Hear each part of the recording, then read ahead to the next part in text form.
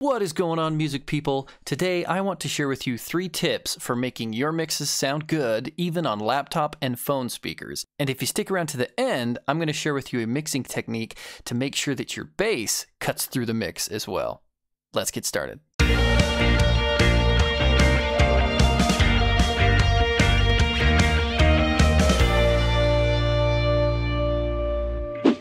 My name is Jeff, and welcome to Ignite Music Project. If you're new here and you want to learn how to make great sounding music from your home or bedroom studio, go ahead and subscribe. My goal is to help you get your songs and music to sound great.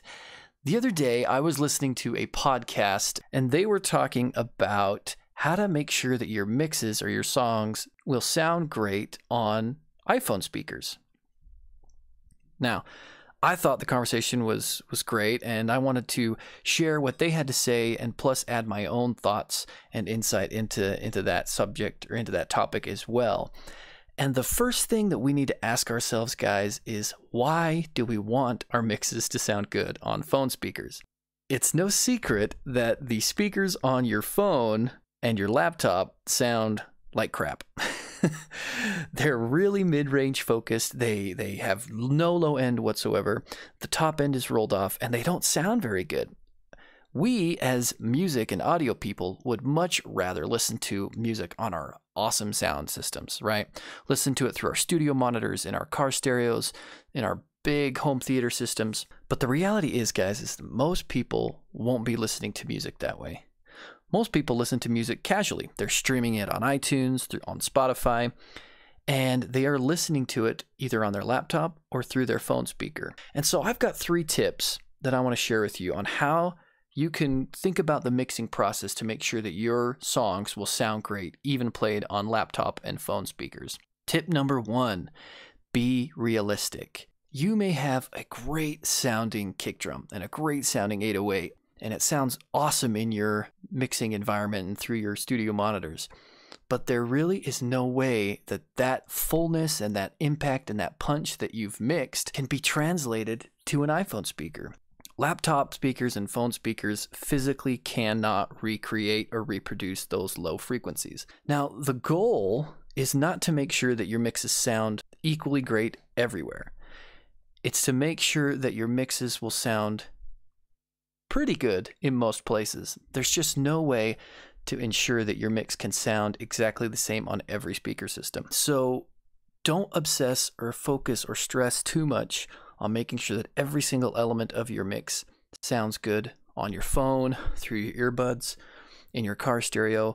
You want to make sure that it sounds good enough in each of those places, right? That's the focus. So be realistic. There's just certain things that phone or laptop speakers won't be able to reproduce, but we can use that knowledge in helping our mixes sound better.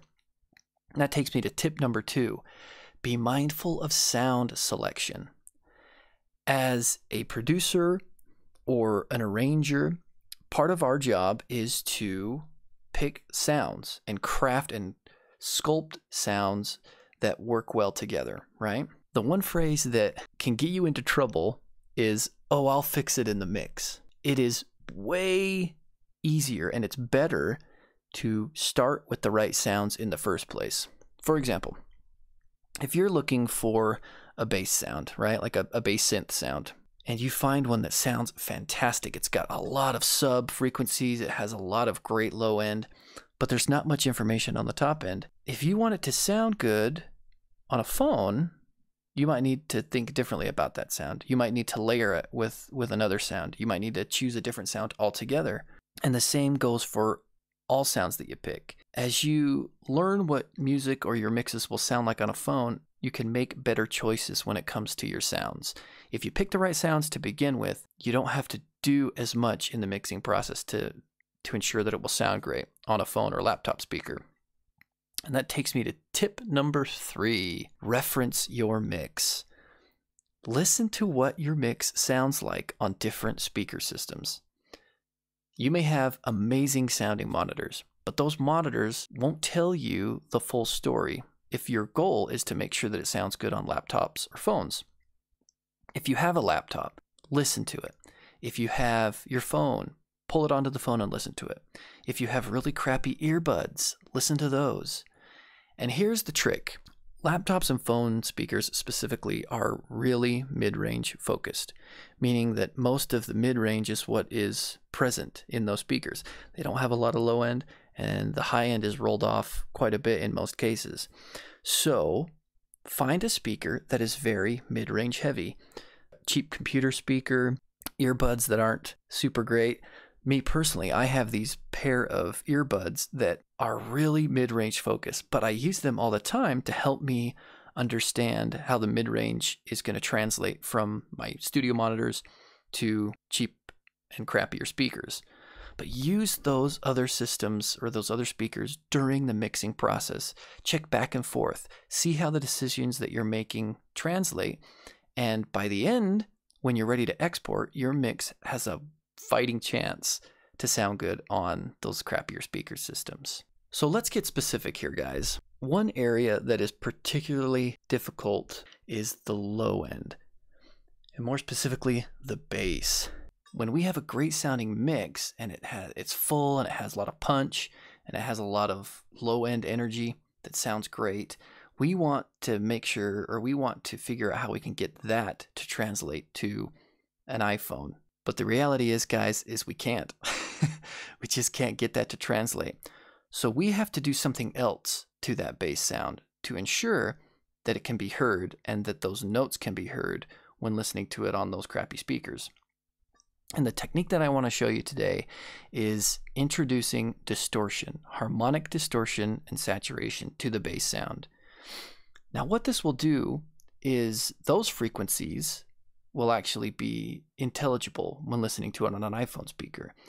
And even though it can't reproduce the super low end frequencies, it will help to fill in the chord and play those root notes of the chord, and will help our brains fill in the rest of the sound. It almost tricks our brain into hearing the bass, even though we can't really hear a lot of those bass frequencies. So what do I mean? I have this track pulled up here, and let me just play a little bit for you right now, and it's kind of got a basic mix going, and I want you to pay attention to the bass sound. Here we go.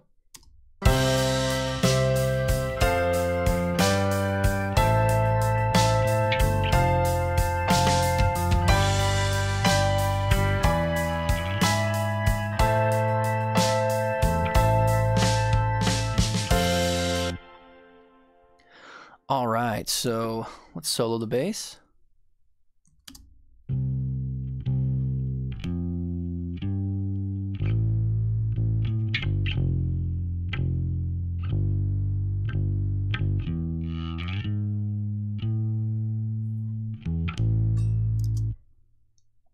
Okay, we've got a pretty decent bass sound going on right now. It's got some EQ and some bass amp modeling and some compression and some other things like that.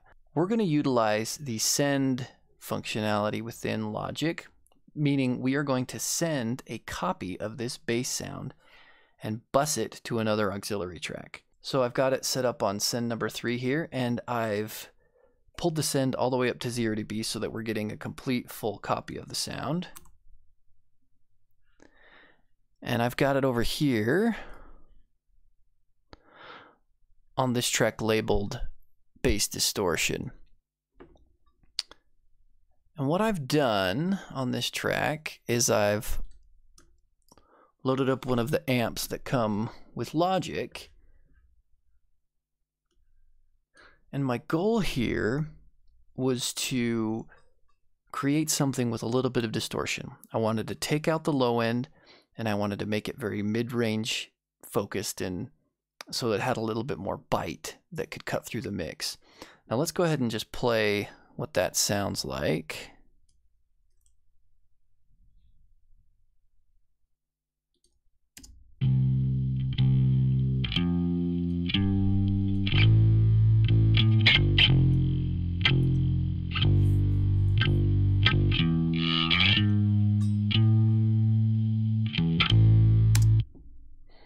Okay, so that's brought all the way up.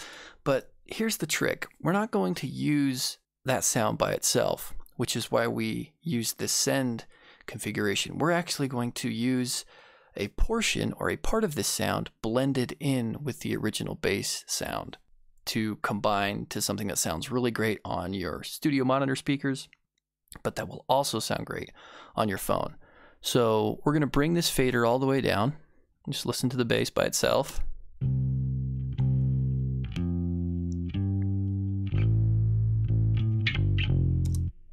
And then what we're going to do is slowly bring up the fader on this distortion track until we get a good blend or a balance of that sound.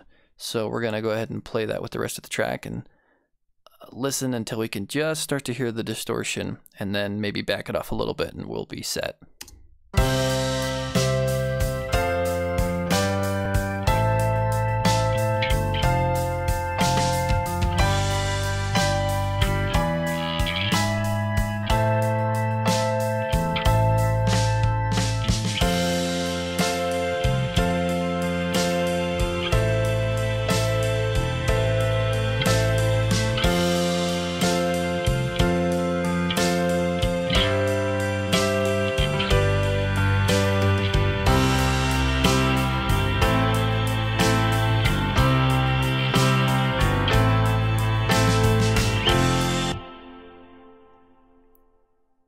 Awesome. And you can tweak that and mess with that until you get it just right. But that's the basic idea.